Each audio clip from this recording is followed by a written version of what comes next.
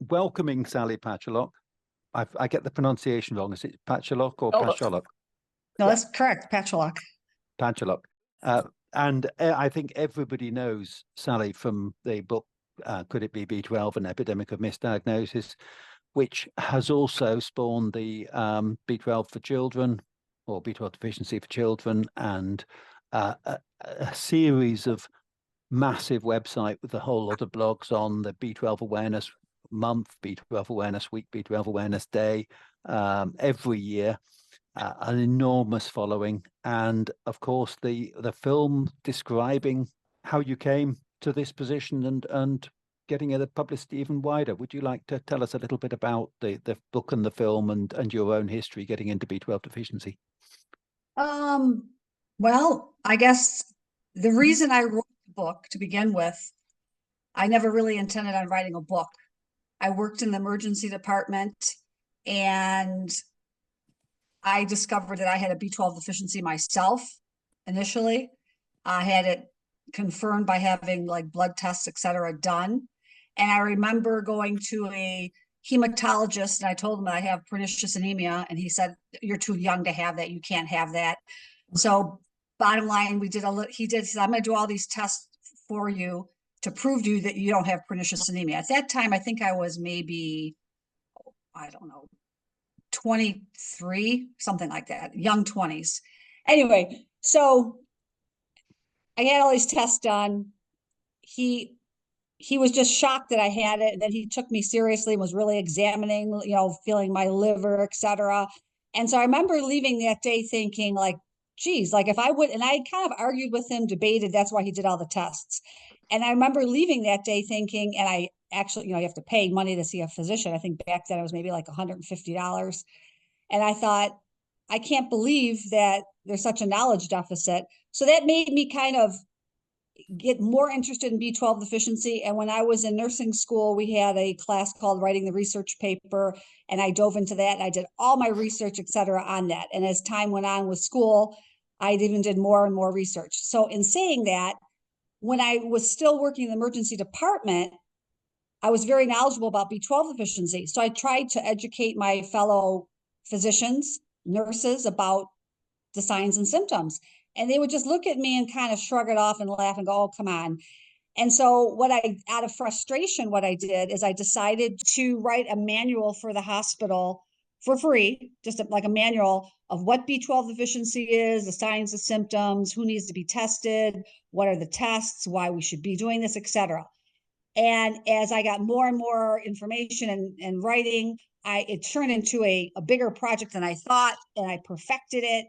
And I decided to do a little study to show how many patients were actually coming into the emergency department that were B12 deficient that nobody tested. And so I was getting hits, like we were getting patients that were coming back. I think some of the physician staff found that threatening or liability wise, et cetera. And they kind of tried to, I don't know, derail the project of what I was doing. They decided, I think they had a group meeting, and to kind of speed up the story, they got together, talked to the nursing manager of the critical care unit, and she came to me and said, "There's no more talking about B12, no more testing patients, et cetera." I mean, I always got their permission. I'd say, "Hey, this person has this, and that needs to be tested." And they'd say, "Go ahead, like add in the test, et cetera." And we would test the patient. And my promise to them, like it was a verbal agreement, if anybody ever came back B12 deficient, I would notify the patient, I'd notify them, and I'd also notify their doctor, and then I would have to document in the chart. So that way you wouldn't lose a patient, they'd get treated, because there would be liability. In saying that, they decided too many people were coming in, they didn't like it, I don't know what was going on. But behind the doors, which I had no idea, they got together as a group and they gave it to the manager. She came to me and she had a written document, and it was said that from this day forward, I cannot talk to patients about B12 deficiency. I cannot solicit like interns, residents, or new staff coming on to test patients. I can't talk to patients about the signs and symptoms, or the nurses or anybody, or I would be immediately terminated. And I had this manual that turned in at that point, I think it was like, I don't know, 150 pages. I had like charts and I had it like all like a book almost. And I did this on my own free time. It took probably a year. And I was like, are you kidding me? I didn't even understand as to why. And I remember crying and saying, like, well, yeah, well, can you at least like read the manual? And they're like, she's like, no, they don't want anything to do with it. I'm thinking, like, this is crazy, you know? So what happened then, and I remember the frustration also came, the manager said to me, she felt bad because she knew what she was telling me wasn't right. Okay. She knew what I was doing was good and proactive, and it was for the patients. And she said, well, you know, there's another avenue around this. I'm thinking like, what do you mean there's another way, you know, about this? I said, what? I'm thinking at that time, my husband worked at a different hospital. So, and I said, Jeff, so meaning like, we're going to give it to another hospital and you're not going to let this hospital or the people, like, that's stupid. It's crazy. It's my work. Why would, I mean, he was doing it too, but meaning it doesn't even make sense. So what I did is I went dark, meaning I continued to work there. I stayed silent. I didn't know who was my friend or foe. The nurses kind of got involved, and I think they kind of liked it, like, oh, someone's going down or whatever. And so what I did is I turned that that, you know, free informational, kind of like a manual, B12 helper, into a book. And so you had to kind of change the language a little bit for the lay reader, etc. I never told them I did that. And over probably a course of a year, I was almost done. And then I remember as time went on, I kept finding new research, new articles, new this while I was waiting for a publisher. And then that took time to get a publisher. At that time, my dad was ill. He came in to live with me. So a lot of things were going around. Anyway, got a publisher. And then this is like 3 years later, because a lot was going on. And I was kind of glad there was that lull time, because I got to add more information in, and I learned a lot about the pediatric B12 deficiency. And I added a chapter in the original book that was published in 2005. So in saying that, at that point, if you can believe this, that same group of physicians back in the day and always helped organize things and make things better within the department. And they didn't like the managers then. And so they actually, after I was given the gag order is what I call it, 3 years later, they offered me a job, a side job in the hospital to help the physicians in the emergency department organize things or get better outcomes of different things. And I did it. And I did it for 3 months. And then I told them, oh, I got to stop because I was with my dad, I was still working, and my book was being published. So when I told them three and a half, 4 years later, this book was coming out, they're like, what? What's the book on? And I said, oh, B12 deficiency. Well, then they freaked out. They thought, oh my God, they thought it was going to be a tell-all, how they said, don't test the patients. And so what they did, and I didn't know, this was in October of 2004, and I got the deal in 2004, and the book wasn't coming out, he told me, till May the 1st. So kid you not, April of 2005, I was in a class called Advanced Cardiac Life Support. You have to recert. It's in the hospital, right on the 6th floor. And they came in and said, hey, when you're done with your test, it's like a 2-day recertification test. They said, when you're done, we need to see you, on the top floor. They want to talk to us. I said, about what? First, I thought something happened to my dad. I said, like, what do you mean you want to talk about what? And they said, just come up to the 6th floor. So when I was done, I went up there, and there's, like in the movie, a whole, like a rectangular table, about 8 people. There was the hospital attorney, risk management, the managers, critical care manager, like 8 people. And they started to slowly ask me questions about B12. I'm thinking, like, what? So then they finally come out and say, we understand you wrote a book. And I said, yeah. And they said, well, we need to read that book until we need to read that book until before it gets published or whatever, before you publish it. And I looked at them and I said, well, talk to my publisher.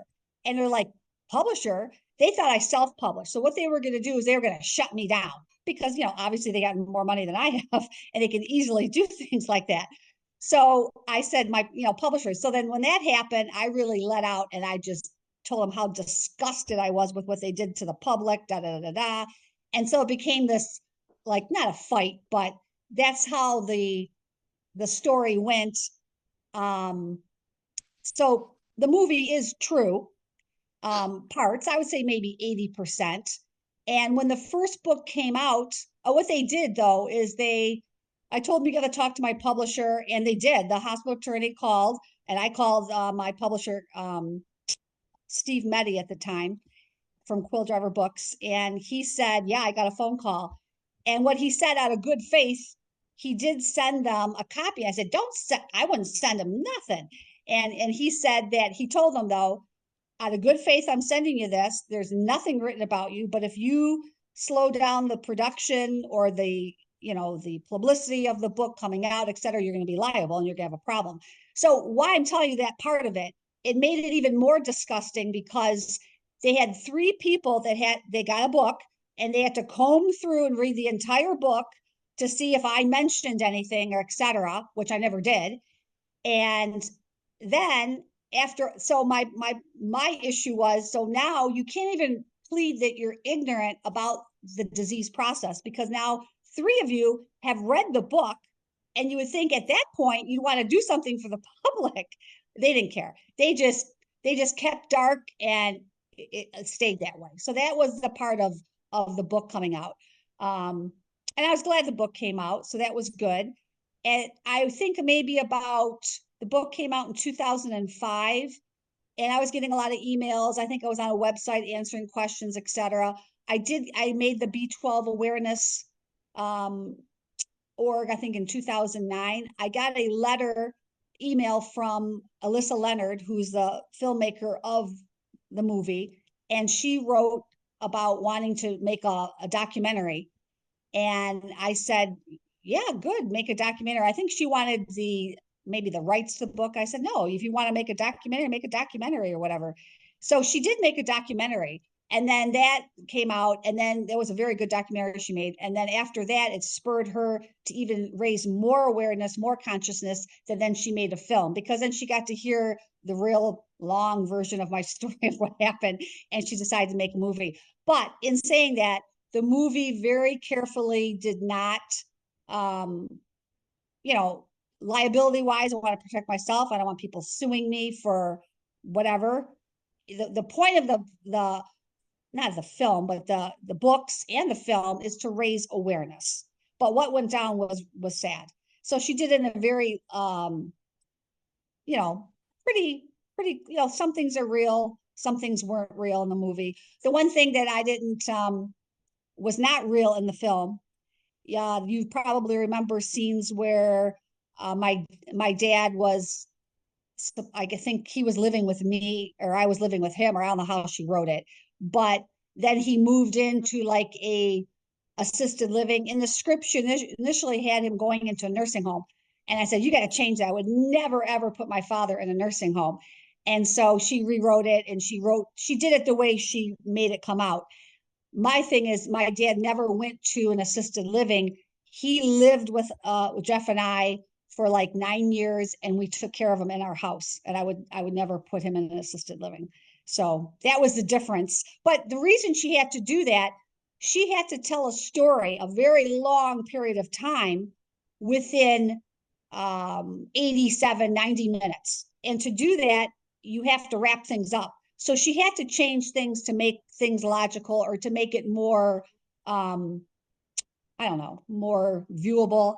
But I think too that I kind of regret, I should have said, no, at that time I was writing the pediatric version of my book. So I was very busy, and, and that's her craft. I didn't want to interfere with her writing she knows how to write a film and the script for it. I didn't want to interfere. I was glad she didn't have him in the nursing home, and I didn't want to say, oh, you should have him live with you, because she'd have to change things.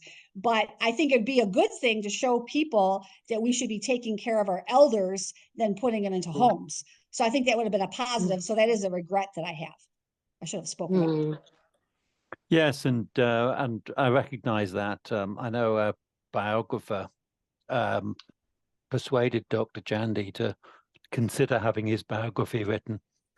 Well, the first thing after we'd met this person, because Dr. Jandy invited him over before letting me know about him, first thing I did after meeting this person was buy 3 of his books and show them to Dr. Jandy. And that was enough to put him off, because they were so dramatized. You take the ordinary events of someone's life and you turn them into a story that sells books. And I just said, you don't want to be remembered like that. Yeah, good job then for you to So recognize that and help him. yeah, keep your eyes open. And you've just done the same thing. You looked at the film and said, no, I'm not having a nursing home. Definitely not having a nursing home. And you had to Yeah. do that. It's very Well, easy to have stars in your eyes. Yeah. yeah, she was very good about it. She gave me the script, etc. But again, I was busy with my thing, and I didn't want to, it was pretty um true to life. I was a paramedic before I was a nurse. Um, yeah, it was pretty, I would say it was 80-90% accurate. I mean, there's different things, obviously, but it's hard to sum up that long of a time period in 90 minutes. It certainly is. So what's happened since the film? Because you've come out with the second edition of the book. That was before the film, wasn't it? Yeah, Alyssa did the documentary in 2010. And what happened was the documentary, she interviewed us in 2010, and then she pitched it to a bunch of places, PBS, in America, all over the place, for someone to like CBS News, someone to use it. Everybody turned her down. She had the same roadblocks I had with the book she had with her film. And she knew people, and they just wouldn't. And I don't know if it was the pharmaceutical companies or whatever. Everybody shut her down, shut her down, shut her down. And I remember seeing a documentary. I said, it's a really good documentary. I said, put it online. Don't just like let it waste. I think she was thinking that herself anyway. So she did for free. I mean, she had no intent to make money off of the movie. Hers was purely a awareness why she did what she did. So she did post it in 2013, and I think she got a lot of feedback, and that's why she decided to do the film of the movie. But I think that, what it was your question, that documentary was very good. And that was like the opening, where then I think that she decided to then do something more. Yeah, it was a very heartrending documentary. Yeah, wasn't it? Very hard hitting. And the film, as you say, follows in the style. It's inevitable, as you pointed out, that they dramatize things a little bit to tell a story. What's happened since the film? How's your life changed? Oh, I kind of, not really much, because I've still stayed in the emergency department. I still work in the same hospital. The name has changed maybe 3 or 4 times. Different people have come and gone. Same as some physicians are still there. New ones are there. Jeff still tests patients for B12 deficiency. Some of the physicians do now. Some still do not. A lot has gone on, because not only the film, then we have um, there's other projects I've been working on. I have my dad passed away in 2007, and then his sister was 9 years younger. My aunt uncle I took care of. So my uncle just passed away in 2022, and then my aunt just passed away in December of 2023, like Dr. Chandy. And so I took care of her and took her into my home. So that was like a lot of my time was spent doing that, and I felt right to do that. I do have a new project that I'm working on that I'm very excited. But I've COVID hit, a lot of things happen. A lot of things have happened. Has a thing really changed my life? No. I did enjoy going around the country and in different countries, meeting new people, new cultures. And it's so sad that this B12 deficiency problem is everywhere. And why? One thing what I don't like is that I feel we should have already mastered this whole epidemic, and we shouldn't even have to have these groups and advocates, etc., because this is a no-brainer. You have the signs and symptoms, you test somebody, and you should be screening patients that you don't even have to test them. So why we're still, it's like, to me, I just have to let it go, because I can't, there's just so much I can do. Everything is in the books, and it's not just to sell a book. The book was basically to give information, and it was an avenue for people to be able to understand it. And I did the awareness site, like my website, for people to get free information if they don't want to like spend the time to read the book. But I think it's sad that, I know in America, and I think it's the same where in England and in other countries, there is no true awareness campaign where they're mandating, this is what you're going to do, this is the standard of care. What we need, I've said from day one, and it's irritating to me because it's been 25 years, over 25 years, we need a standard of care change. And we need to be up to date, like we are on diabetes. We should understand B12 deficiency.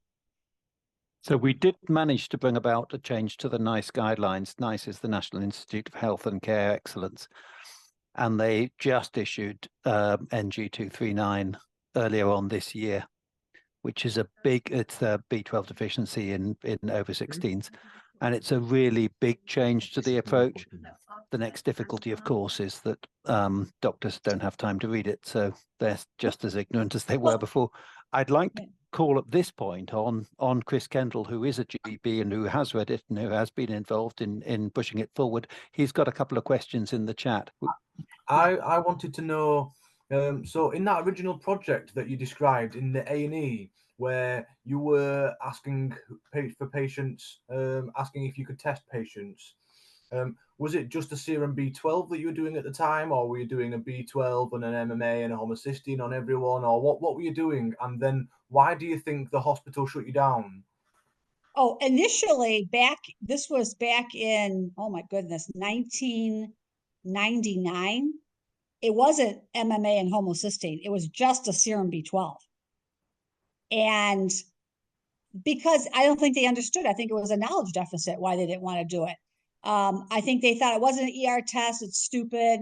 I remember one time, one of the physicians, how I got some of a group, a few of them interested, was when I found some malpractice suits where, a person was like confined to a wheelchair. And when I would tell them about it, they go, what do you mean B12 in a wheelchair? Come on, like what? And they go, oh, come on. And I said, yeah. And then I explained the physiologist. Like, it showed me that they didn't understand. They knew nothing about B12 deficiency, okay? Because they didn't know they could go in a wheelchair. And I think they started to read up on it and they went, huh. And so there are newer physicians that would join the group. And some of them became interested and said, yeah, I want to, do this. They tested patients. So it's just the B12. And I think because some patients were coming back deficient, they kind of went, whoa, they didn't know much about it. They didn't want to learn maybe something new, and they just didn't want a part of it. I think they also didn't like it coming from a nurse. And it wasn't like I was going around saying, oh, this person needs it, and I would just go behind their backs and test them. No. If a person came in, and I felt, I'd go to them and say, hey, this person has these signs and symptoms. They really should be tested. Do you want to test them? They would say yes or no. So that's how that went. Some of them were on it and thought, God, they need to be tested. So there were a few that were testing, but then there was another group that was like, this is like, I don't want to be testing for this. I don't want the liability. Because back then, and even to this day, which I think is bizarre, they were not getting the serum B12 result back right away, which did create a problem, because if they weren't getting the result, they didn't want, and I understand their fear is that they didn't want someone to come back deficient, and then nobody knew it was tested, and then they wouldn't be like notified. But it was easy, because if they were to test somebody when I wasn't there, I mean, I shouldn't have to be there to test somebody, just write down the ER number, their name, we had like a little book, and I did on my own time, follow up, and I did. And I think that was where, when they would have their ER group meetings, they decided, I don't want to do this. This is too much liability. I mean, they, especially now it's a little different than it was back then, but they just didn't want to have something extra that they had to diagnose, which I think is ridiculous, because it is a disease process. Do you see what I'm saying? And they also felt their biggest thing was, they felt, this is not our job or responsibility. This is the GP's job. This is a neurologist's job. This is the psychiatrist's job. They have a doctor. Why didn't they figure it out? It's not our responsibility. And they also felt it's not a real big thing. So I don't want to be testing for it. You see what I'm saying? Certainly do. In the UK, we have had notices round asking GPs not to diagnose B12 deficiency.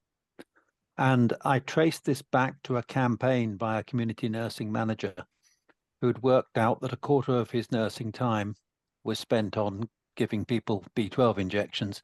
So instead of saying, maybe this is a condition that needs that kind of time allocated to it, given that a nurse out in the community giving an injection in someone's home is about £18, about $22, whereas an attendance at A&E at emergency department is more like £160, getting on for $200.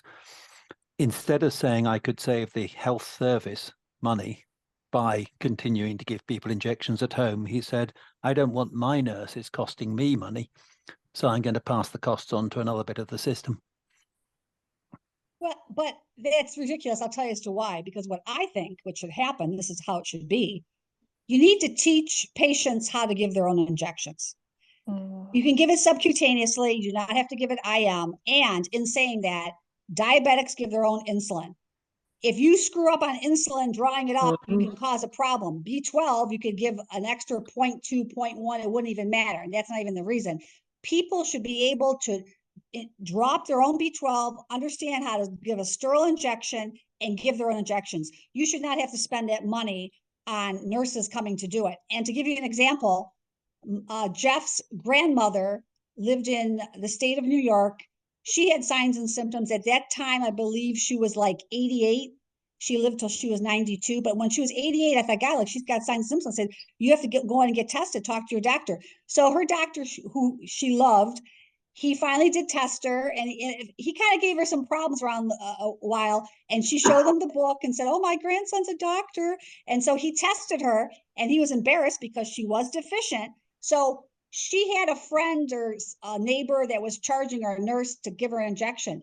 And Mary, my husband's grandmother, was a diabetic. She used to give her own insulin injections. And so she said to me one day, she said, I'm not going to waste that money, because she was charging her like $20 to give her injections. I'm going to inject myself. She's like, oh, right in my leg. And she knew how to do it. So if a 90-year-old person can give their own injections, there's no reason, unless your arms can't work, there's no reason people cannot self-inject.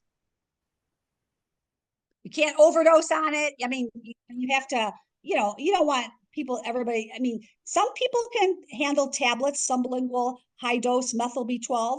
There's a group that can handle that.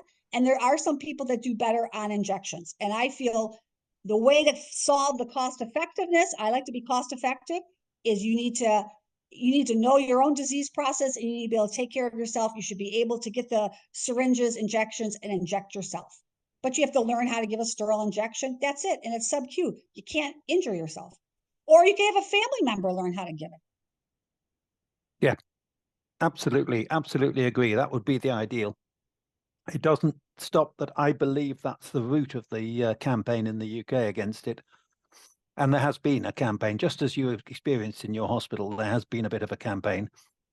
I think that's being reversed. Why are diabetics allowed to give themselves insulin? I mean, it's like, it's crazy. If you need it, you need it. I mean, we don't want it like, like people don't need it, but the problem is that you have to get a prescription. And I guess that's starting to change. You need a prescription to be able to give yourself an injection of B12 to get the vial. What's happening in America, which I think is kind of sad, is that a lot of physicians are not giving B12. They say, oh, you don't need it. They'll do a number, etc.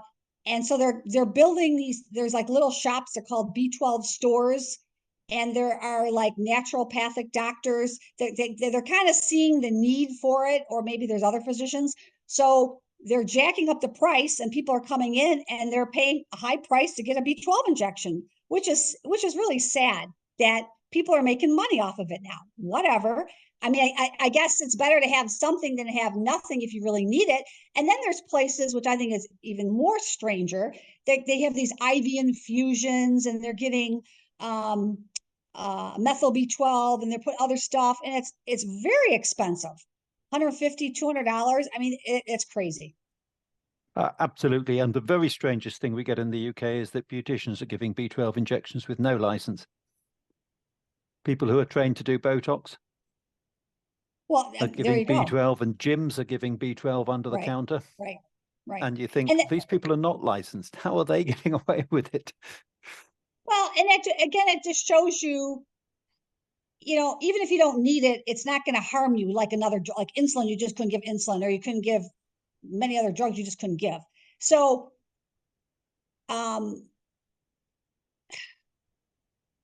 it's that part, which I agree with what you're saying, shows you how simple and how easy and how non-toxic and how undangerous it is. But yet there's this middleman that's in the way that won't give the script. But again, with all these other people coming around and making money off of it and giving it, the problem is, if you are really symptomatic and you go to your doctor, or you go to these places, like you go to the gym, oh, I need this, and people are telling you, get an injection, do this, do that. You start taking all this B12. Then you go to your doctor, and then he tests you, and your B12 is off the charts, or it's normal, really normal, or high. They're going to say, no, you don't need it. So we always say the golden rule: test first, then treat, especially if you're symptomatic, because you want to know.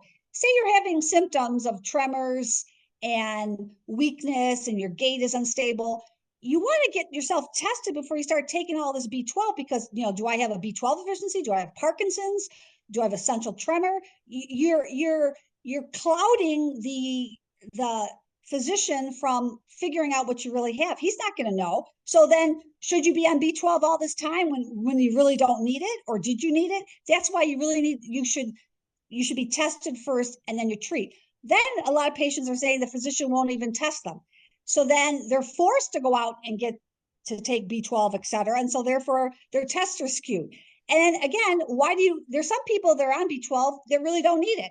So you don't want to overdo it. It's not going to harm you, but again, you want to be cost effective and take what you need. Maybe those people could take a sublingual B12 here and there just for health and prevention. Fantastic. I'm going to go rapid fire on questions now. I've unmuted Daniel. If Daniel, you'd like to ask your question, which is on a totally different subject, but let's go with it anyway. I currently self-inject, and I'm using cyanocobalamin, but I'm wondering if there's a difference between the others, and how do you choose? Would methylcobalamin be different and more effective, or hydroxycobalamin? How is it determined which one we take? Well, there's two things. Some people can have genetic mutations. There's like that MTHFR. There's all mutations are coming out now. There's even B12 mutations. But I prefer hydroxycobalamin over cyanocobalamin because one is no more expensive than the other. Hydroxycobalamin is easily converted into methylcobalamin and adenosylcobalamin. And it's like a water soluble. It's like a one-step conversion. Methylcobalamin tends to be more expensive. I think there's why my big thing is hydroxycobalamin. There are a group of children that have inborn errors of B12 metabolism. At one time, there was 16. I think there's more that they found.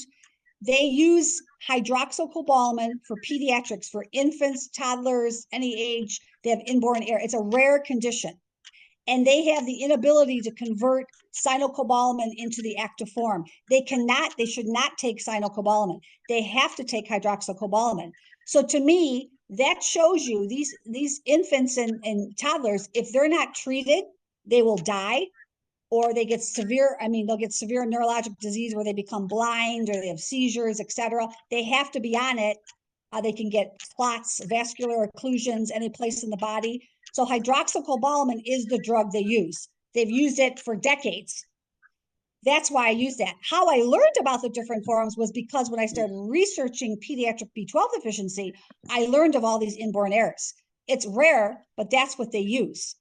The other thing is cyanocobalamin should not be used with people who have renal insufficiency or renal failure. That means like kidney disease. And as you age, people predominantly over age 60 can have kidney problems because your kidneys have to break down the cyanide. I mean, there's little amounts in it, but my point is, If they're just as expensive as one another, one's not more than the other of cost, the other one, if you have kidney disease and you're not going to know when you have it, or et cetera, if you dehydrate or whatever, it's easier for the body to use, and it's retained in the body a little bit longer than cyanocobalamin. And we use it for inborn errors of pediatrics weighing 10, 15 pounds, et cetera. And there's a lot of mutations out there. You don't know what mutation you have, or you can't clear cyanide. Why would you use the inferior form? So that's why I use hydroxycobalamin. I don't use methylcobalamin. I did buy a long time ago. I got a methylcobalamin to try to see what all the thing was on it. I didn't see anything different. In fact, I got like headaches. Could have been just coincidental, but it's more expensive. Who knows if they're putting, the shelf life, preservatives. It's not going to do anything more than hydroxycobalamin. They don't use methylcobalamin in children with inborn errors of B12 metabolism. So there you go. Thank you. You're welcome. Great answer. I'm going to ask Michelle to ask you a question. Hi, Sally. Thank you for tonight. You're an amazing woman. You've inspired me lots. I know your time's precious, so I'll come straight in. About 10 years ago, I started to become really unwell after quite a dramatic divorce. I was catching infection after infection. I was losing weight. I was having people saying, "Are you drunk?" Because I was walking, and I displayed. I knew I was. I displayed as if I had been drinking. I was falling over, and I had bruises all over me. I had a mouth full of ulcers, and my GP constantly said, "You've got depression and anxiety because of your divorce." Finally, I did get to see a consultant, and they did an MRI scan 3 years later, and they did say, yes, you've got a deficiency, but now you've actually got permanent damage. So I have the subacute combined degeneration of the spinal cord, which the pain now is absolutely horrendous sometimes. I seem to have had more things, health issues rolling over. They're now scanning for MS. I'm trying to work, but I am trying to persuade my GP to give me more than the consultant says every 8 weeks, and I'm trying to persuade him to give me more.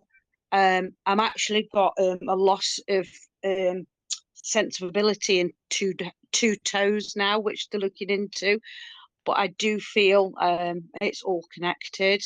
And I just wondered if there's anything I can do to heighten this, maybe to help me. I have started to self-inject, and it does help. But So your advice? So you only get, when they found you were deficient, did you get a series of injections to begin with? Yes. So how many did you get? 6. You have 6 loading doses in the UK. They tested my bloods twice, and it was both deficient, and the first one was 82. My levels were at 82. And they did 6 injections over a 2-week period, and then for about 3 years I had it every 12 weeks. I've only got it to 8 weeks about 18 months ago. But now I'm losing sense in my feet and my hands. I've got pins and needles constantly in my hands and feet. So I seem to be having so this is the thing. Oh my god, that's craziness. So first of all, you need way more frequent injections than what you're getting. And this is what is just crazy making. Not only do we not test patients and know the signs and symptoms, what it can do and whatever, we're diagnosing people late. Then when we finally figure it out and we know a person really has it, we undertreat them, which is crazy. Yeah. Even people who are on maintenance, and I'll tell you, I don't have any kind of nerve problems, etc. I know I need it, but I'll tell you something. This is a whole nother side issue. People can take B12 just for a better mental clarity, just mood, etc., because it does things to the neurotransmitters of your brain. I take injections like once a week, and I don't sometimes take a whole cc. Maybe I'll take 0.9, 0.8, which would be 800 micrograms, whatever. But it's kind of like if you had a pill. You don't just take a pill like you're on antidepressants like once a week or once every 15 days or 20. You need a constant flow of it.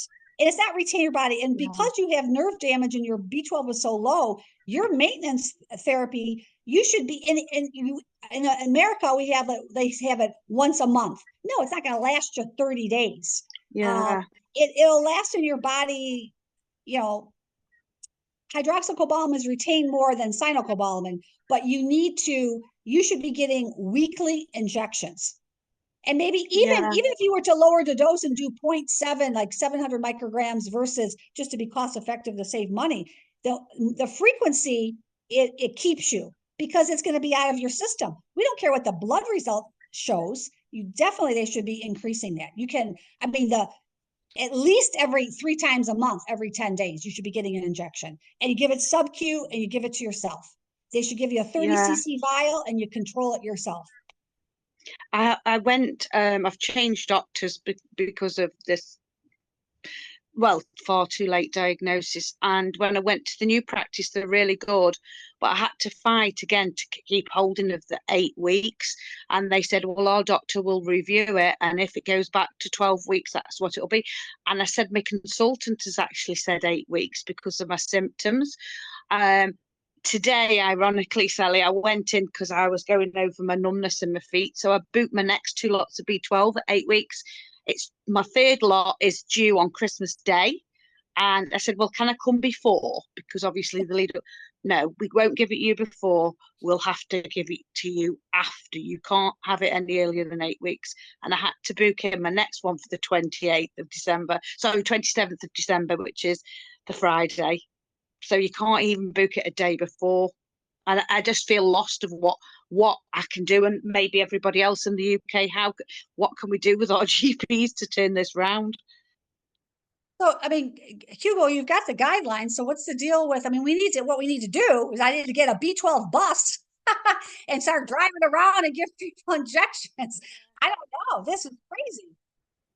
It is frustrating. And what we're trying to do is persuade GPs to read the guidelines.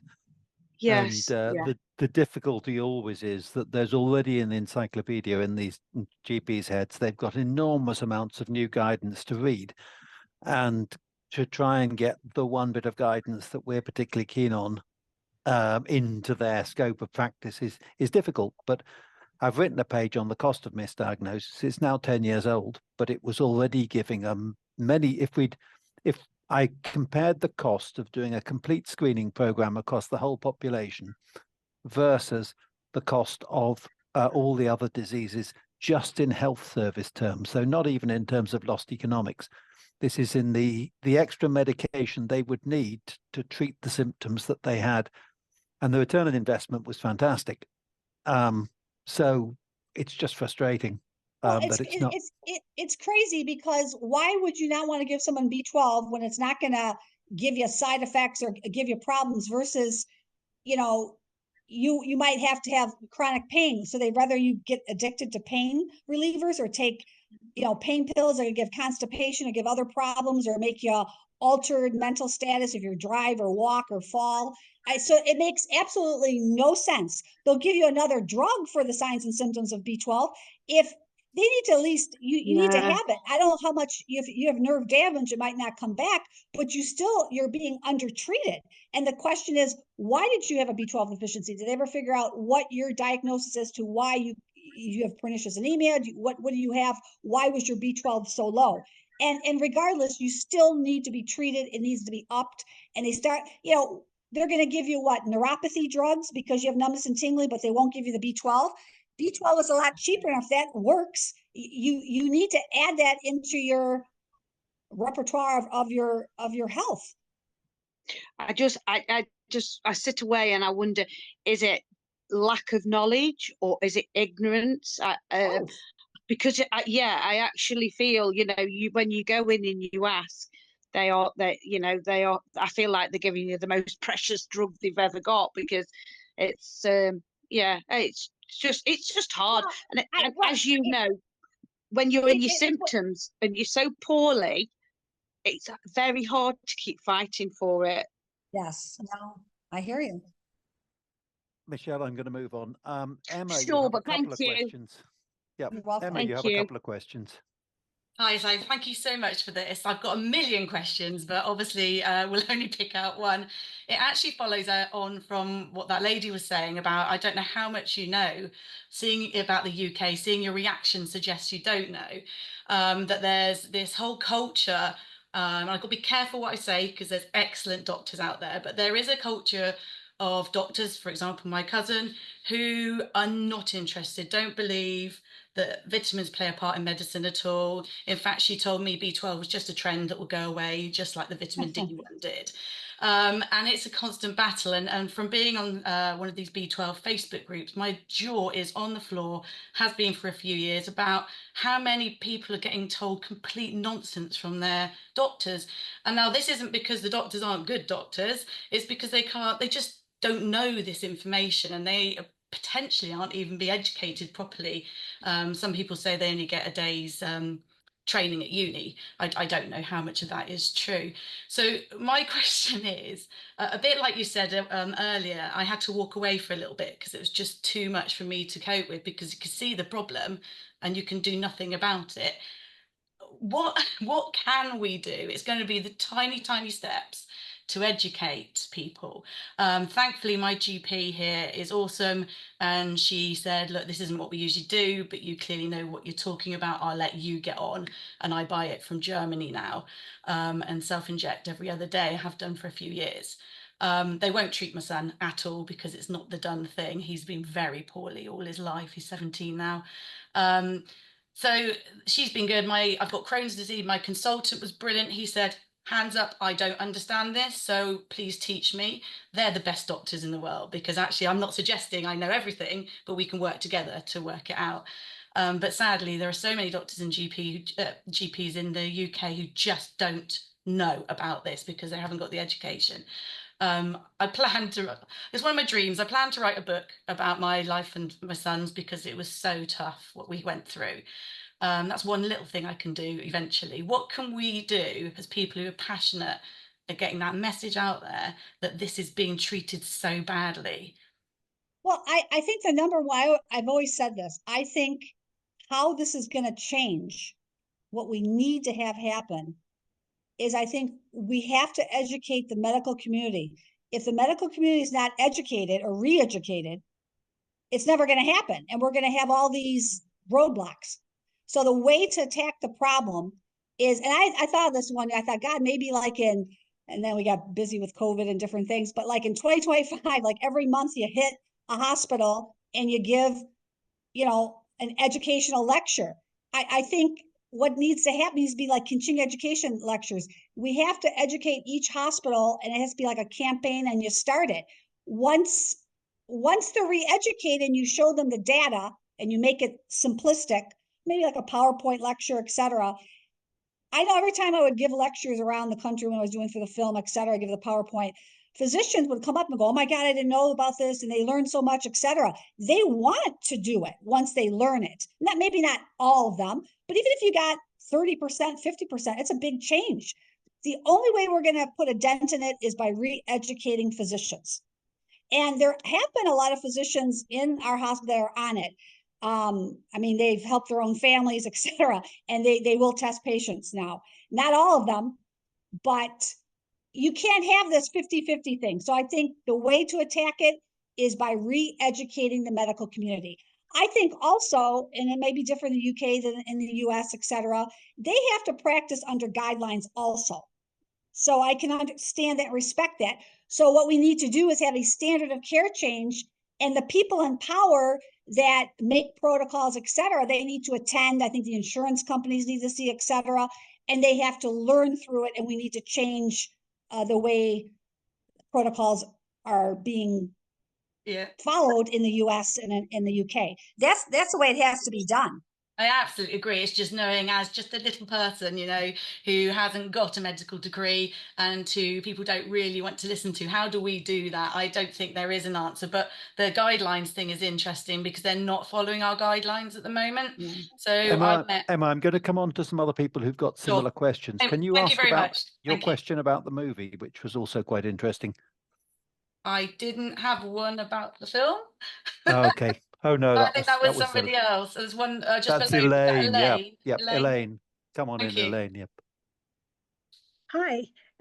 My question is, in Sally's movie, near the end of the movie, there was a scene where Sally was in the assisted living seniors home, and she did a presentation, and then Sally handed out plastic beaker cups to everyone in the audience to get their B12 tested. Was that because Sally thinks the urine MMA test is more specific and sensitive for B12 deficiency, or was that just for the ease of filming B12 testing via urine test instead of filming people getting a blood test? Well, that actually did happen. It was a real thing that happened.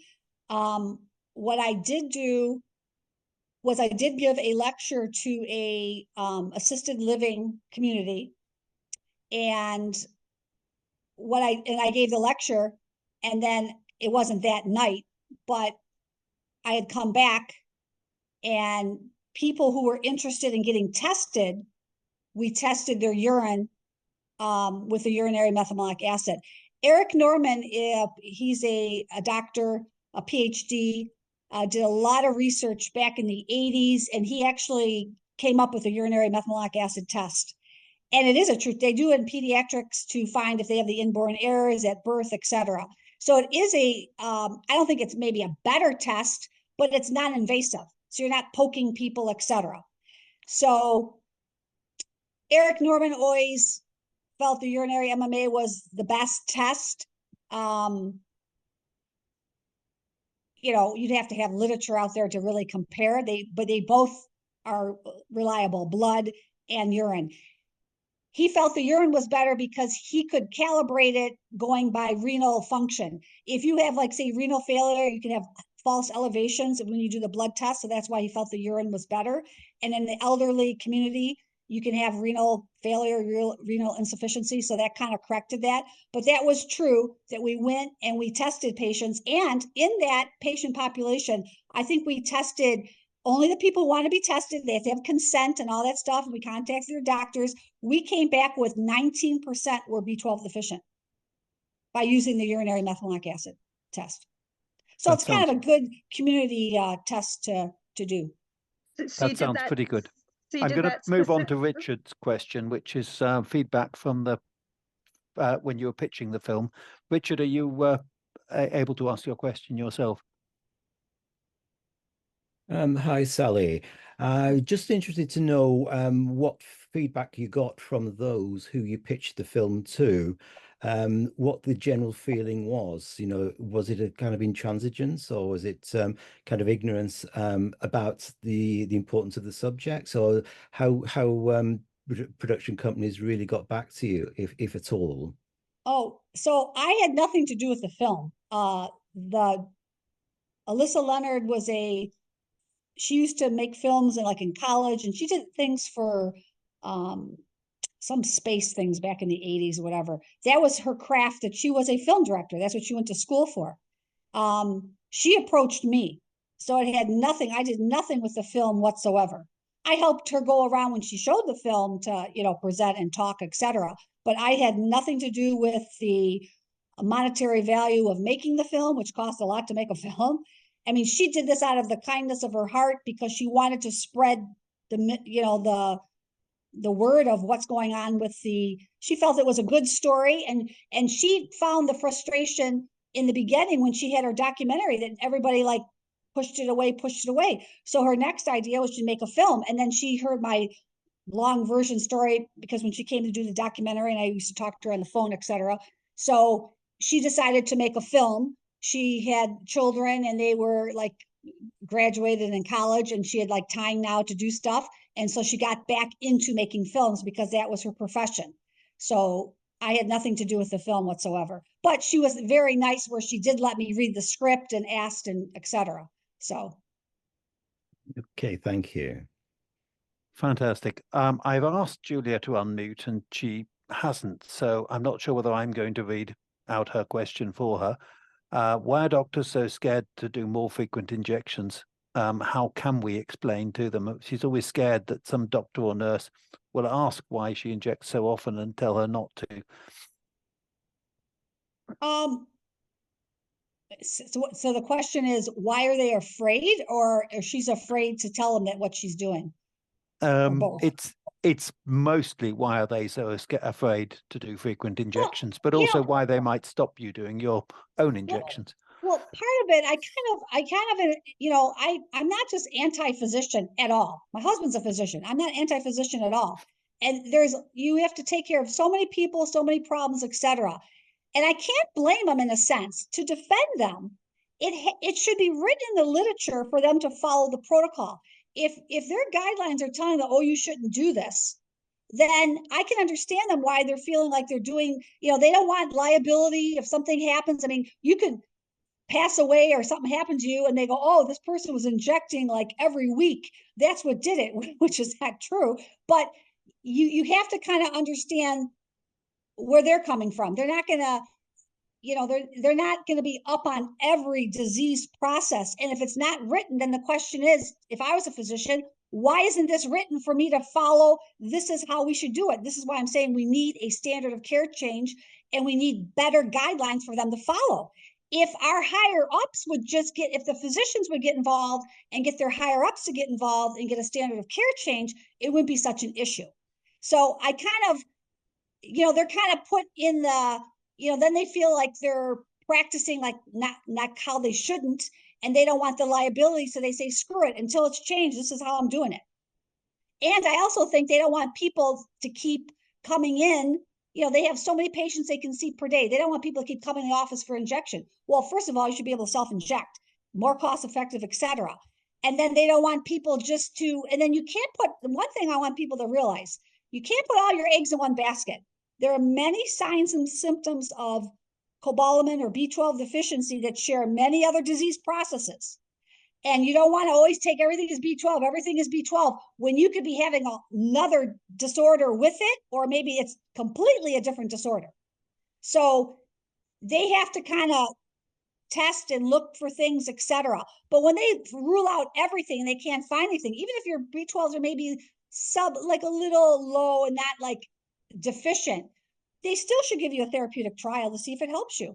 I think a lot of mental illness, drugs and depression, antidepressant, I think the protocol should be when someone is depressed, you know, you work them up, etc.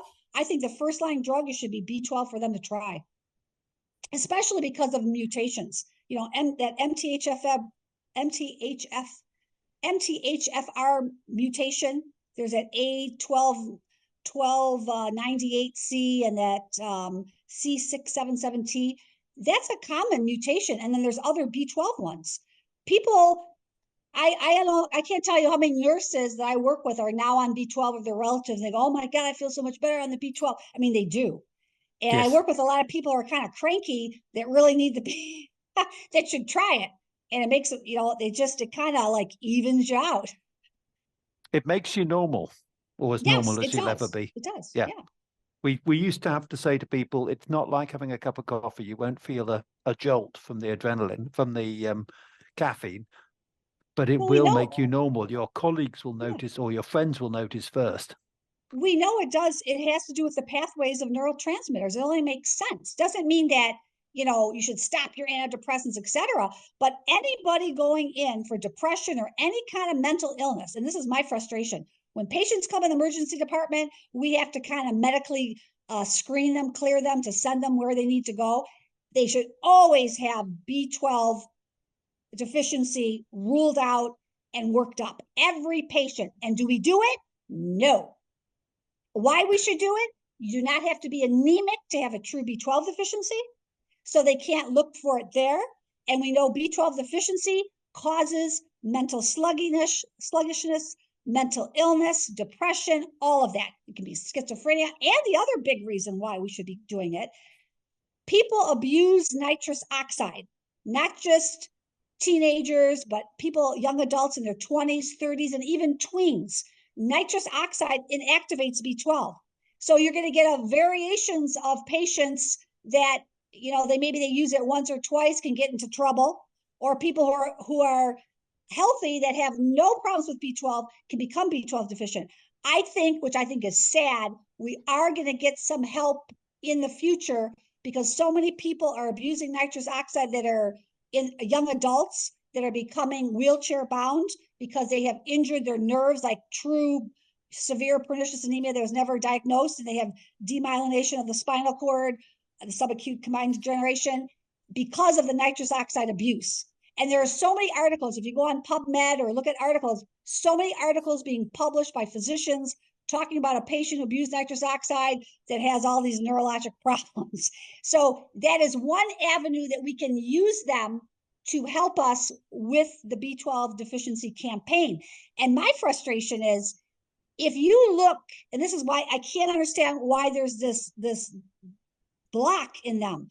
If you look at what true B12 deficiency can do to the brain and the spinal cord by looking at these people who abuse nitrous oxide and they can become wheelchair bound, why can't mainstream medical doctors and insurance companies realize that B12 can do this to anybody at any age? And that when you're older, when you're like, say, 60 and above, you're stereotyped. Oh, well, you're depressed. Oh, you got neuropathy. It's from diabetes. Oh, it's from this, it's from that.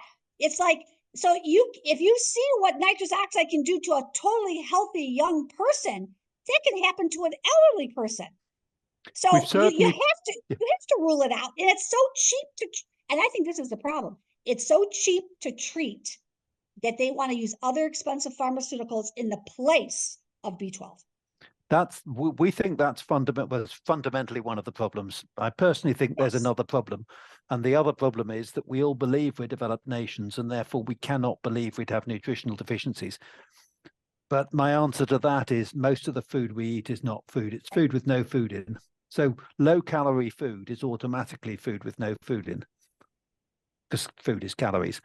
So what we've got is Guy's and St Thomas's Hospital, which is one of the big teaching hospitals in London, has a guidance online about how to self-inject because of the epidemic of nitrous oxide abuse. There you go. So we're using that as to say, this is how you do it. Here's a film on how to self-inject. And we're doing our best to leverage the nitrous oxide. You're absolutely right. I'm going to ask Sue Connery to speak up your question on treatment. Oh, are you referring to me? I'm referring to you. Yep, absolutely. Yeah, Sue Childs it is, not Sue Connery. Childs, sorry. I No get it wrong. worries. Oh, just about treatment. Well, I think you answered my question in part because I think you said you prefer to take hydroxycobalamin. I wondered what suggestion you had about necessary cofactors to take with our injections to make sure that the B12 is metabolized properly, and whether or not you felt any hope for us all in the future. Well, I think you don't need other factors to metabolize it. You're going to get it. But I do think that people should also take folate, like folic acid, but folate. And I think you can even do that 23andMe. You should find out if you have an MTHFR mutation, because if you do, the folate will really help you. Folate and B12 are like siblings. Totally do two different things for the body, but they kind of work together. Really, people should have like all the B vitamins, like a B50 complex. But you should know if you need to take the folate. And I take half of a folate. When I think about, I don't know, this is 2024, maybe in 2014, we did blood testing, et cetera, my husband and I, and he has a MTHFR mutation. One of each. So it's not like a homozygous, it's a heterozygous. He has one of each. I don't have either. And we have different B12 mutations. But in saying that, when he started, he always would feel so, he doesn't have pernicious anemia, his mother does, but he would always feel so good on the B12 injections. Oh my God, that's why he feels so good when he takes the hydroxycobalamin, because he has it. But in saying that, he really needed more folate, and he needed folate. And he takes a high dose of the folate, a milligram, and he cannot believe the difference he feels. So he needs both for his brain. I don't need as much as he does, but he does. Everybody is different genetically. Thank you. And those tests are accurate because we did the swab and we did blood tests and they both came out the same. So Okay. Davina has a question on confusing B12 misdiagnosing for other conditions. Davina, are you able to talk? Yeah, I'm just so thank you for all the work that you've done, Sally. You've really sort of taught me a lot, and I started learning about you from the strokes after my mum and dad died of strokes, and they were both deficient of B12. We've all got the symptoms in our family. So my question was, I think you've sort of said it anyway, like why wouldn't you test for B12, you know,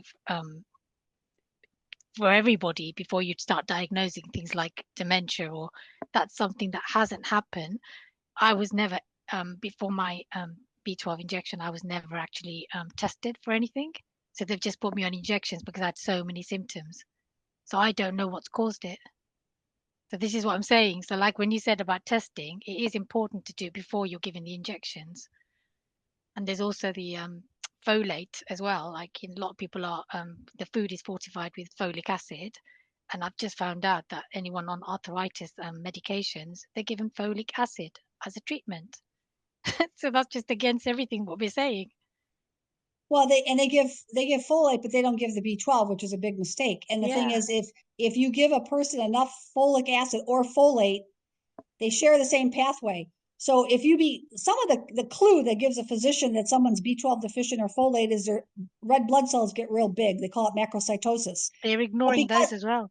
Yeah, but because there's so much folic acid in our fortified in our cereal, grain, etc., and people like take it on their own and vitamins, they don't see the macrocytosis. And prenatal vitamins have a bunch of folic acid because you're trying to prevent birth defects. So you're not going to see the B12, and that's a big mistake. They always have to test. You have to test for both, and you're not going to. That's the one thing physicians need to realize. You do not have to be anemic or macrocytic to have a true B12 deficiency. Yeah. So, but my mother-in-law, for example, she had low folate that was completely ignored. She was then diagnosed with Parkinson's, given all the Parkinson's meds. As soon as she came off the meds, she started becoming more alive and everything. But then they never treated her with B12 or looked at her folate or anything. yeah, It's just that's crazy. So she's been terrible. just labeled with Parkinson's. Yeah, none of the meds worked for her. So and no one's even looked at, and her MCV is 102. Oh my goodness. Yep. No, they have to test her. They should do then, and her, they should do the I said it in the homocysteine. emergency room, and she goes, "That's not my remit." Well, And that's not even been referred back to her GP. the most frustrating part, which is very dangerous for the elderly. So B12 does so much for the body. It's kind of like you have to have it to live. Okay. But in saying that, what is being very frustrating, elderly all should be tested, and basically they all should be like on it. When you are deficient in B12, it elevates your homocysteine, which is you're at high risk of strokes. There is a physician out there, J.D. Spence, that has written so many articles about strokes and B12 deficiency, etc. It is a crime that every every hospital have it. We have a code stroke. So if someone comes in with stroke-like symptoms, code stroke, we call everybody gathers, they take them a CAT scan. There's certain protocols, certain labs we do, etc. Sometimes they give that anti-clotting to dissolve the clot if they meet the criteria. But they always should do a homocysteine. Why? Because you could have a very elevated homocysteine, and that could be causing the stroke, and that could be stemming from B12 deficiency. So what's elevated what level is elevated? If you're above, in the literature they put above 12, but if you're above 15, there's some people that come back 30 or 40. So there are some people who have mutations like that MTHFR. Those people, if they have what I have found, the people who are young, who have had an early thrombosis someplace in their body, they will test them for the MTHFR. But the elderly could be purely B12 deficient and have a very high homocysteine, which contributed or caused the clot for a stroke. And that's life-threatening. So we really should, ounce of prevention, we could really, it's so cost effective. It's crazy what we're doing to people. I could write a whole nother, I was thinking of doing like a mental health book and stroke book regarding B12 because it's sad what we're doing and it needs to change. We have to teach the medical community, reteach the medical community, and it has to be accepted, and they need to write it in their protocols and guidelines. I know at our hospital, I've tried, even though like I don't really talk, I'm so frustrated. It's like, whatever. I have called them out on it since 2016. So here we are, is that for 8 years. They do not include homocysteine in our code stroke protocol, which is a shame. Certainly is. Simone gets round or is asking about alternatives to injections such as oral supplements. Simone, would you like to speak? Thank you very much, Hugo, and thank you so much, Sally, for your wonderful work and contribution to health in general. You're really a hero.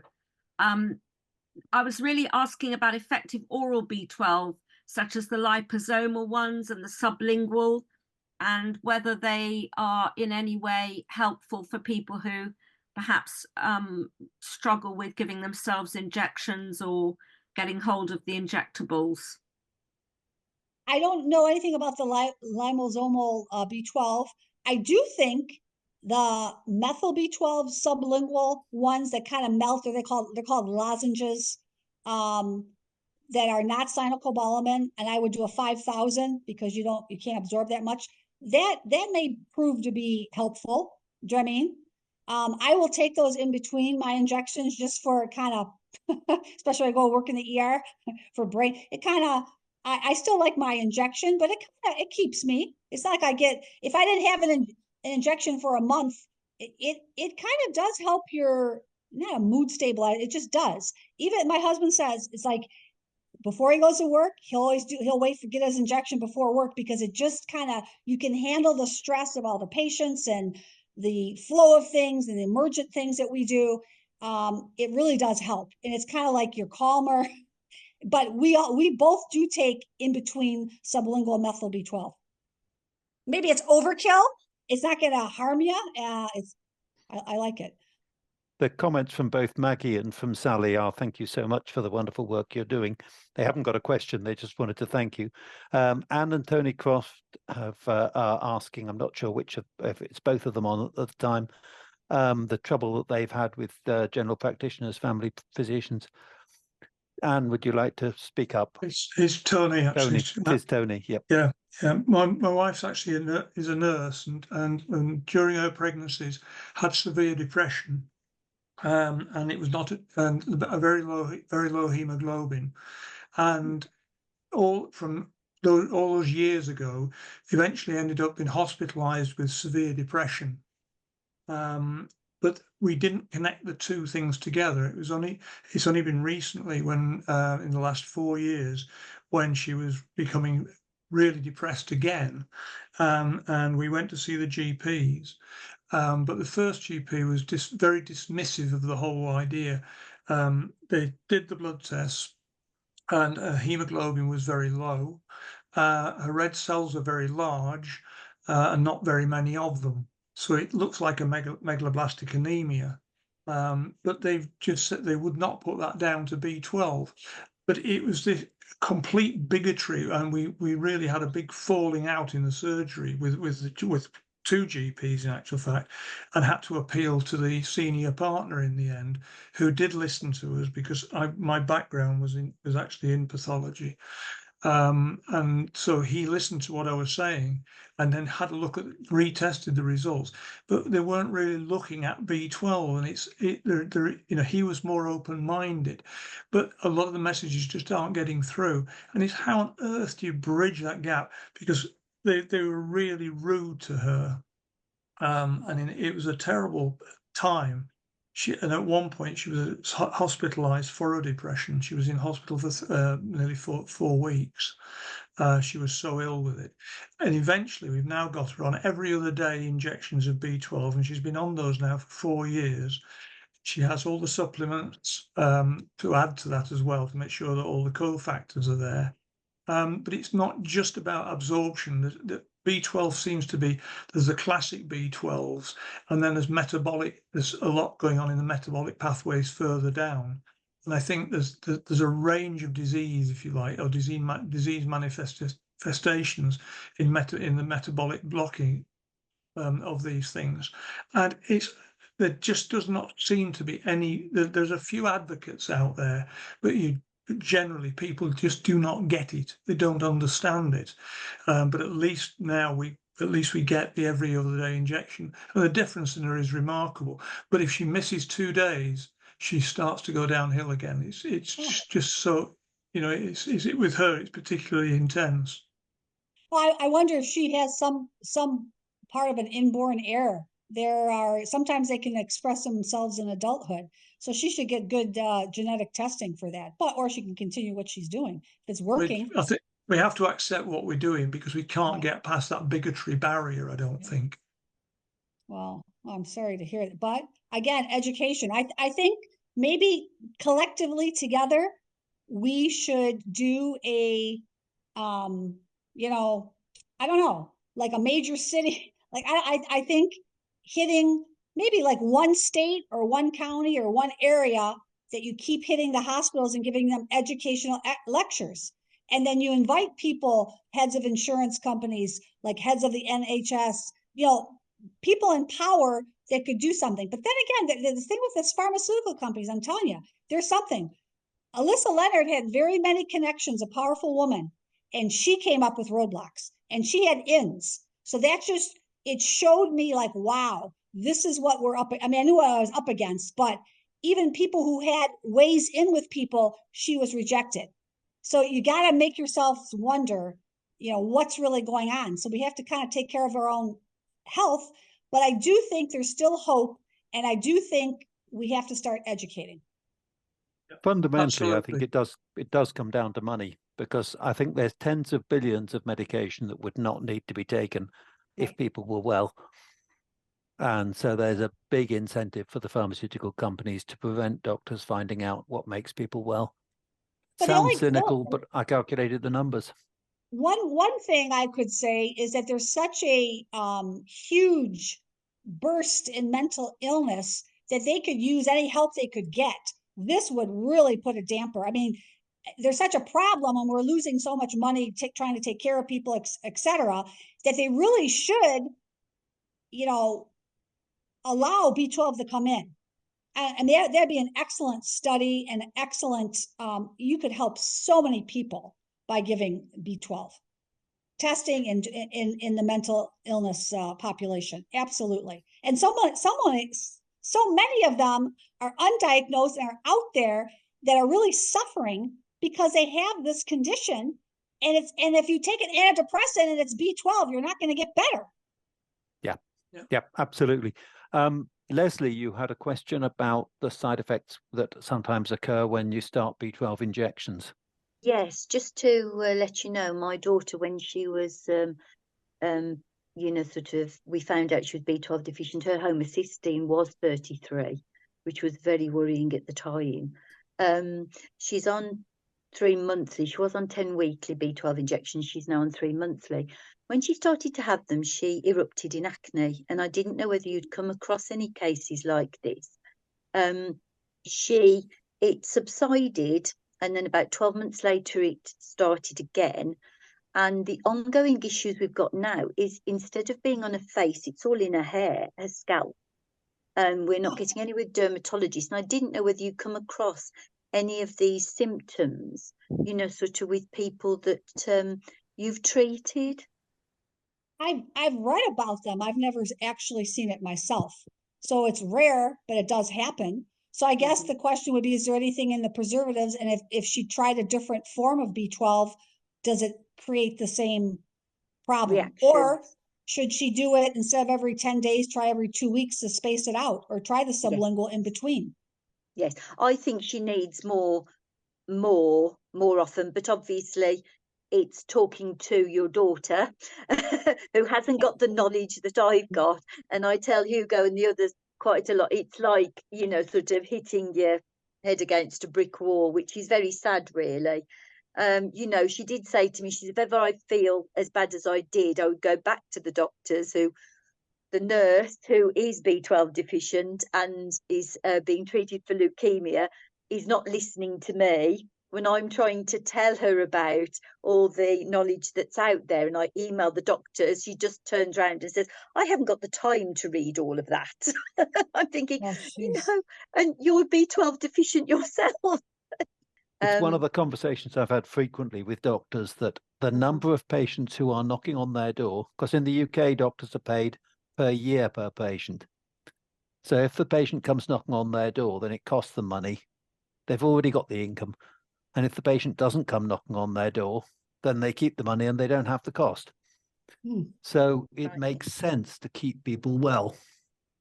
Right. And that's why one of the pushes I made when I was in the health service for treating people for B12, diagnosing it and then treating it, is it keeps them away from your door. Yeah. So it It's like fits a with their no-brainer. ethics. Yeah, It's a it fits no-brainer. with the ethics. It makes people well, which is what you want. And at the same time, it also is profitable. I've got a similar question from someone who's put up their name on the webcam as Gum Bacon. Would you like to speak? I suspect that both of my daughters have problems with B12. My eldest first got tested when she was 8, and her levels was 157, then it went to 115. Then they gave her loading, it went to 220, and then it went to 188, and then I recently got her tested and it was 64. And they gave her loading doses. But she still seems quite unwell, and because she hasn't tested positive for celiac disease or intrinsic factor antibodies, it's kind of been left there, but she's still quite ill. She's got headaches constantly and nausea. She's quite lightheaded and dizzy. My other daughter, she's kind of like clumsy and extremely irritable as well. I think that I'm slightly deficient and I have mild deficiency symptoms, but I don't know why they struggle so much. Like, is it something that I could just supplement them long term? So they have to, is it... yeah. The physician has to get to the root of the problem. I mean, that's a severely low B12, and then they inject them and they're not getting higher. So the question is, there's something weird with that. I mean, they should constantly be on injections, but they need to figure out as to why. You don't have to have a positive intrinsic factor antibody and parietal cell antibody to say, oh, to take it seriously. There's 12 different other reasons you could become B12 deficient. Maybe she's got like something with her ileum wrong, etc. Maybe she has an inborn error. So they should do further testing on her. And she needs more injections. And I would definitely do the sublingual B12 in between. You wonder if she's got some kind of a huge metabolic disorder where they need to do the methylmalonic acid homocysteine, because those will be extremely elevated in people who have inborn error. And there are cases of late onset adult, they don't catch them until later. Well, what my pediatrician has done over the years is he's given the loading injections, and then he's done the MMA. And well, actually, the lab refused to do the homocysteine, but he did the MMA apparently, but I haven't seen that result. But he said that was normal, but it was done afterwards, so I wasn't really reassured. So we've got at least it came down, but yeah, you should never. There's no point of doing the MMA and homocysteine after you get injections. It defeats the whole purpose. That's kind of how he does it. And so she did loading injections. May, I think she finished it end of May, and now I've got a blood form to do the homocysteine and MMA again. And I think the problem is that when that comes back okay, so anything over 180, even though she's had loading injections, it's written down as she's okay now. So how does he explain the severe low serum B12 in her? Yeah, exactly. But it's quite hard to get my point across. Yeah. But I've got a letter where the pediatrician says, like, it's like 4 months after she got her loading injection, and I've got a letter that says, I'm pleased to say her levels are now 220. So it's quite hard to convince them. how old is she? You don't think she ever like took nitrous oxide, or did she have any surgeries Oh or dental no, procedures? she's 12. She's Oh, okay. yeah. And did she have any procedures or surgeries where they could have given her nitrous oxide, like dental or? No, she Okay. hasn't. No, Well, we've then seen that's this a few times, Sally, that some people, unless they have very frequent injections, their B12 sits very low. They just lose it very fast, and of course have terrible symptoms. And the I only would thing take her really to is more I would take frequent her injections. yeah. I Yeah. would take her to a geneticist, because that's, she's not a vegan, nothing like that, but still after the No, injection, that you got to take her to like a specialist. I'm going to move on and bring in Chris Kendall, who's asking two things. He's asking about subcutaneous versus intramuscular injections, and he's also asking whether the costing model in the US for B12 injections. So, Chris, off you go. Yeah, well, but basically that was it. So you mentioned earlier that people can inject themselves subcutaneously. I'm a GP, and I really struggle with a large proportion of my patients to get them to self-inject.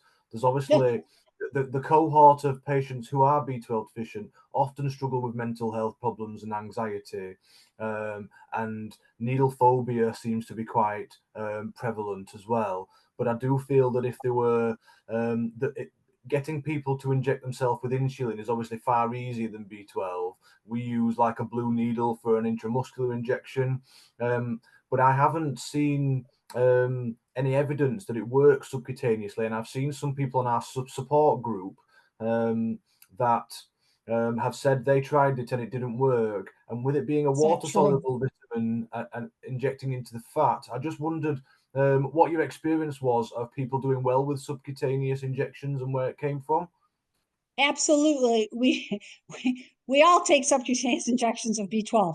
It does not have to be in the muscle. When you give an injection, so think of it this way too. When you give an injection to somebody who's obese, the needle can be just so long, and you give it, you're part in the fat, you're part in the muscle, depending where you're going.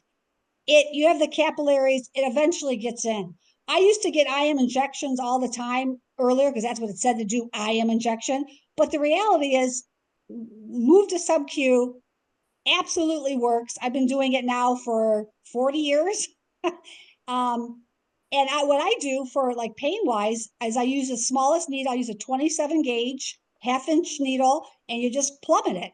And you can't, the beauty of doing the subcutaneous, they can't injure themselves and doing it in a muscle. There's no reason you have to put it into the muscle for it to work. Absolutely works. What else can I say about it? It is not injurious to, like, there's very few drugs that you have to give like in the muscle, or like say if we ever give like an iron shot, usually they're iron infusions. Back in the day, we used to give Z-Trax because you didn't want it to be in the subcutaneous. B12 is not one of them. It's a water soluble. You just don't want, when you give the injection, for it to come back out of the skin. Absolutely can give subcutaneous. And I think that's kind of more painful to get an IM injections, and it's not needed. For patients who are kind of squirmish or they don't want to do it, you can teach a family member to give it to them.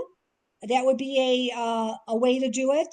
I have a lot of elderly patients that are, in fact, my husband's brother-in-law's godmother, she's 92.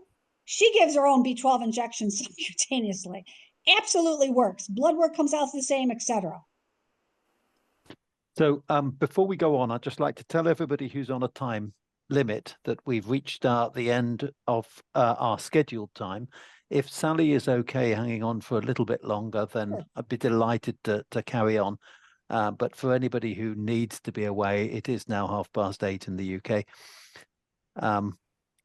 Chris, your other question about the funding.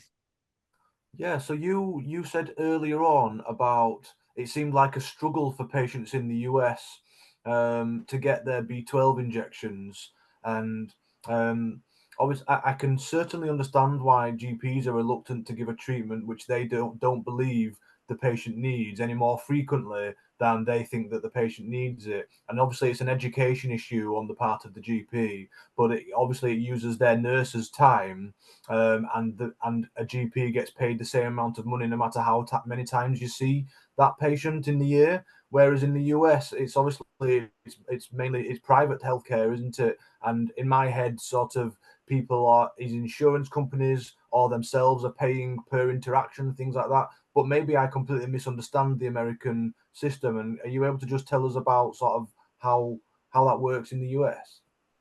Well, I think in the US, they still give like an injection once a month also, is what the protocol is, how they do it. I have found when I give, I think, for me to have symptoms, it'd probably take a long time for me to have I feel kind of maybe sluggish or whatever, but I'll tell you, the sublingual B12 really does help in between. They had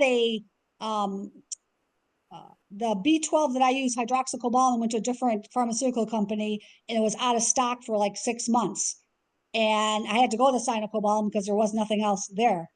I did find the sublingual B12 that methyl helped very well. So I also think sometimes people think they need to have more than they need and maybe they don't need it and they could use the sublingual in between.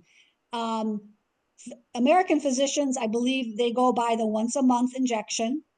They are not testing everybody like they should.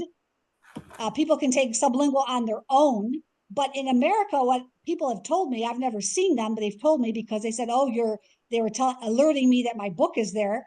I guess they must be buying books and putting books in there, that there's these things called the B12 shop or whatever. They're giving other kind of like IV fluids, and they'll give B12 in them. And then some just give them B12 shots.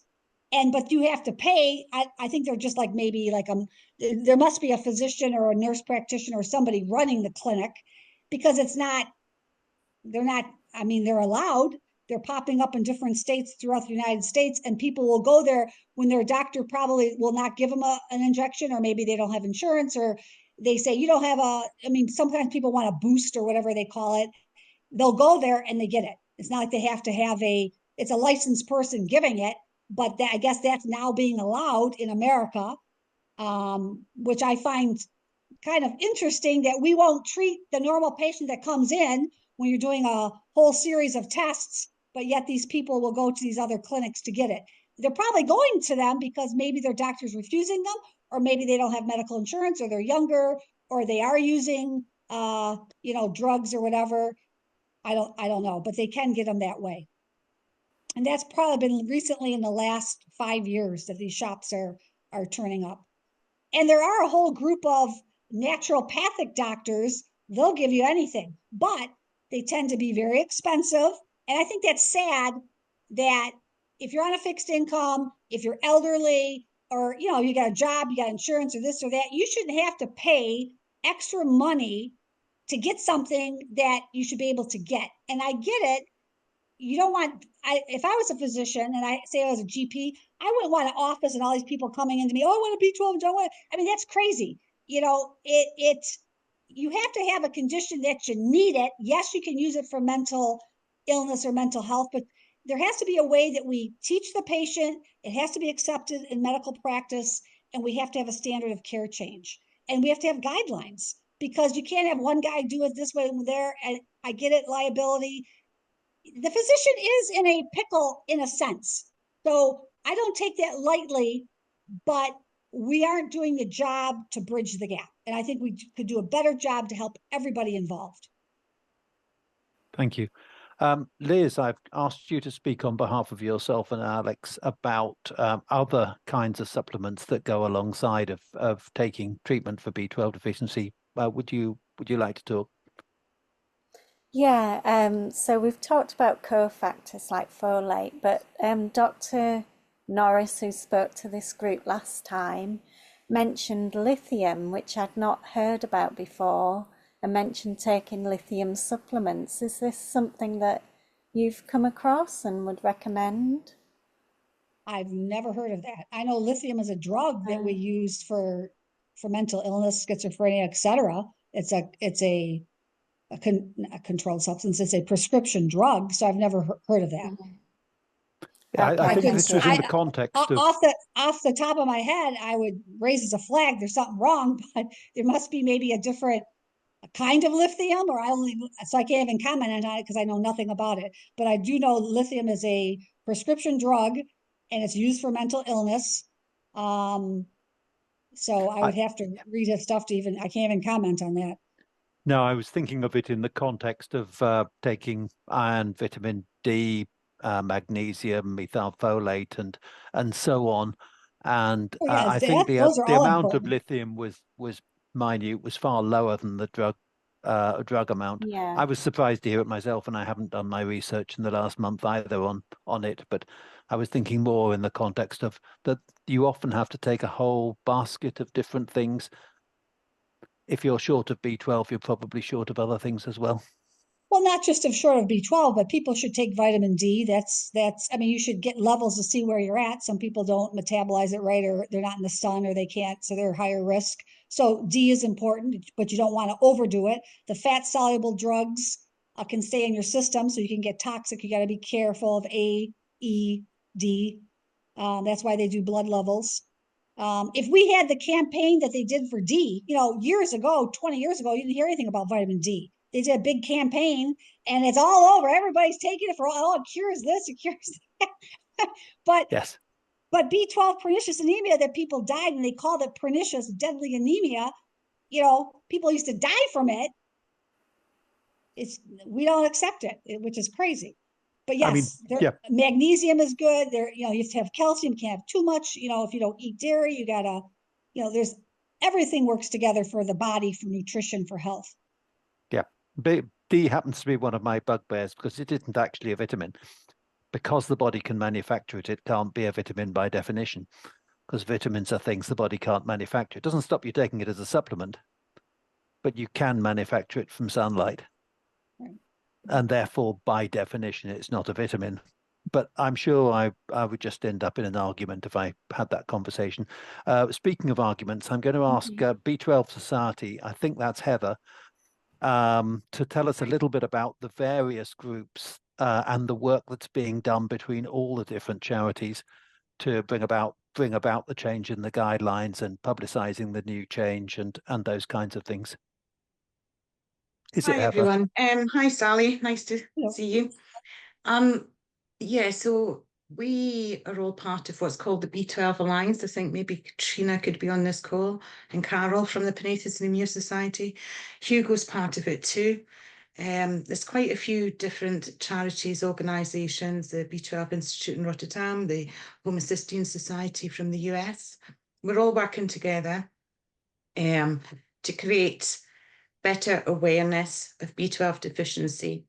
We're collating information to send out to doctors, whoever's needing it too. So we're collating information, different papers, studies, etc. We're all part of Club 12 too. So Club 12, I don't know if you've heard of Club 12, Sally, but Club 12 was started by Julian Owen in Cambridge.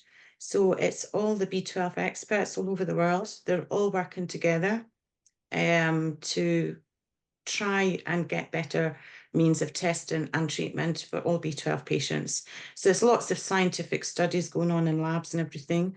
There's patient studies going on in different areas too, to try and get all this together to make things a bit easier for doctors to understand and therefore for the patients to get better treatment. There's a huge education programme being put together to be put out to all health professionals too. It will be accredited and put out to them all to learn. So there's lots going on. The B12 Society, that I'm president of, what we are doing at the moment, we are working with the professor in Glasgow. He's actually starting a study for us. He's a professor at Glasgow Strathclyde University. And what he's doing, he's started a study on the costs of untreated or undertreated B12 deficiency to the NHS and to the government. So he's actually a public health advisor to both the Scottish and the Welsh government. So that will be presented to the governments once it's got that done as well. So these are all things that's going on. We're also working with the blood patient services in the NHS. They're looking to do less blood transfusions and fix blood instead. So we're working with them too on B12, letting them know about it, how B12 can help fix the blood. So there's lots going on. There's, as I say, all the studies going on. I mean, one study that was done by Professor Martin Myers, who's heading up Getting It Right First Time, GIRFT, for NHS England, he found the serum B12 test was not very reliable. He took blood from a patient and they tested the blood in 2 different labs. So they split the blood into 2 different test tubes, sent it to 2 different labs. There was a huge difference in the results. The B12 was tested. One was way over 300 and the other was under 200, same blood from the same patient and the same test, but just 2 different hospital labs. So we're trying to gather all this information together. It will be going to a round table to the government too at some point, and present it to them too. So there's loads going on, but it's just going to take time for it to come to fruition and filter down to the doctors. That's fantastic. I'm sorry I unmuted someone to get them to speak next, and I'm afraid they've got a lot of background noise, so I'm going to have to ask their question on their behalf, which is, he's horrified to find that B12 causes autism. Is there anything that, B12 deficiency, is there anything that can be done for an 11-year-old child, or does it have to be treated much earlier? Much earlier, but it's still might. First of all, it's not everybody who has autism has B12 deficiency. B12 deficiency, the signs and symptoms of pediatric B12 deficiency and the signs and symptoms of autism are identical. So therefore, it doesn't mean everybody has it. So therefore, you have to, just like neuropathy. Is it neuropathy from diabetes or is it neuropathy from B12 deficiency? So the earlier you know, any child with beginning autism symptoms has to have all the tests of B12 deficiency screening. And number one reason why a child is deficient is typically because the mother was deficient and she breastfeeds, et cetera. But there could be a whole bunch of different reasons as to why. But because they share the same signs and symptoms, we have to test the child to make sure it's not. If you have a true B12 deficiency in infancy, or as a neonate or an infancy, yes, you do get some brain injury. It's a mathematical equation. It depends how deficient the child was, even an adult, how deficient they are, how long they were deficient, and how severe it was. And when you start treatment, the first 2 years of life, your brain is, wiring and you're making all these nerve connections, etc. So they have done many studies of children who were documented to have a true B12 deficiency in their early infancy, and they followed them for 5 years to see how they've done. Some did better, but some had lower IQs and had problems that followed them. So the earlier you intervene, the better. Yes, every autistic child should be tested. And they still, even if they're older, they should be tested because maybe they're lower. And again, with mental illness and affects and depression, it could help. Would it reverse them to being completely normal? No, but it definitely, absolutely helps. And I have seen children that I think, God, I wonder if because you don't know, you wonder if they were B12 deficient at that time, because we have found some autistic kids that are showing deficient. And who knows, maybe they weren't really deficient at that time and now are deficient as a way of eating, who knows? But you're not going to reverse everything, but I think you can definitely help the symptoms. I've heard from many autistic parents that they felt the B12 absolutely improved them and also helps some of their symptoms. Some have had partial recoveries from it. They're maybe not totally maybe how they would have been. Again, it depends on when you catch it. So that's why we should be doing this when they're born, like how we give like vitamin K injections and you test like their bilirubin. I mean, there's certain tests. It should be go back further. we should be giving prenatal B12 injections to women when they're pregnant, and we wouldn't have that problem. There's not enough B12 and prenatal vitamins. I think, first of all, the mothers should be checked if they're deficient, and I think they should be giving prophylactic injections, because you can't, a lot of vegans, vegetarians, sometimes they don't want to talk about their diet or they hide it. They can have other GI issues or malabsorption problems that we don't know about. And as a society, it's something that we should be doing. They should be, we do ultrasounds every month. That's expensive. Back in the 50s and 60s, we didn't do ultrasounds all the time at all, and people came out good. I mean, there's a need for it, but we should definitely be screening women for B12 deficiency. And especially those mothers who breastfeed, if they're low and then their breast milk is low, that's how you create the injury. They might be fine when they're born, but then after being breastfed for 3-4 months, that's when they get into trouble. And you don't want to have any kind of brain trauma injury during those developmental years. So 11-year-old, I would test him if he's not already on it to see where he's at, but I would give him some sublingual to see how he's doing. It may help his mood. Absolutely. Michelle had asked a question earlier, another question, which I will ask because it feeds into something you've just said. She's asking if the B12 blood levels in the child are on the same range as the B12 blood requirements in an adult. And I'm saying actually the same applies to other life stages, like during pregnancy. What you see in a woman with sufficient B12 is that the blood B12 goes up. 1 in 5 women, the blood B12 goes down, which suggests that they've run out of stores. They've used up all their stores. So do we actually need a table that says the range should be here for a child, and here for a pregnant woman, and here for an adult, and here for an elderly person, rather than saying there's this one threshold and that's it? Well, I think, they still use that range from 200 to 900, at some places 200 to 1,000, some are now like 215. I think if you're below 500, you're having symptoms, you should also back it up with the homocysteine MMA. Any pediatric that you're concerned with developmental delay or developmental regression absolutely needs to have all 3 tests. You can't just go with the serum B12. There's a lot of food substances now, they fortify it with B12 and stuff. You might be picking up markers. They definitely should have those 3 tested. And they can do that in the urine. So if they got developmental delay, that should be one of the first things done. And the mother should be tested too. There should be I actually did make it, they never used it. I made a protocol for pregnant women, what they should be doing in the OB department.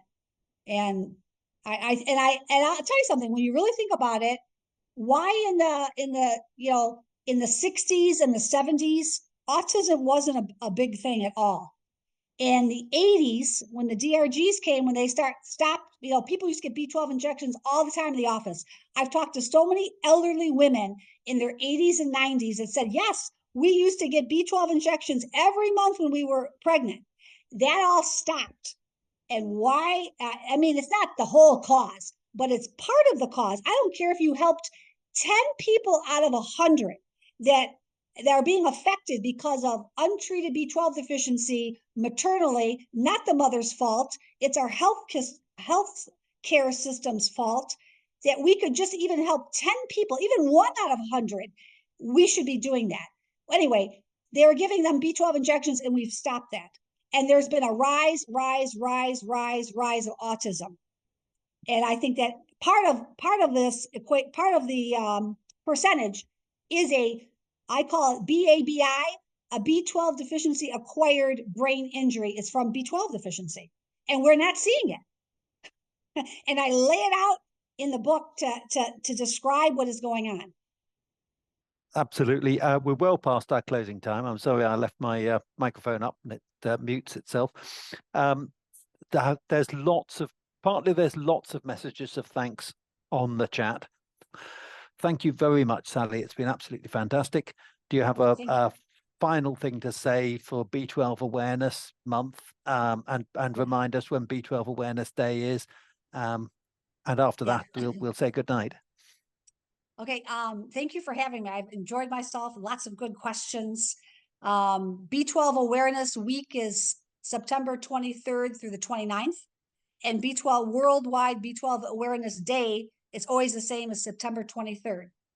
And on September 23rd, I got some exciting news. I have a new project that I'm going to post about. I can tell you guys, I wrote a children's book and illustrated for children about B12 deficiency.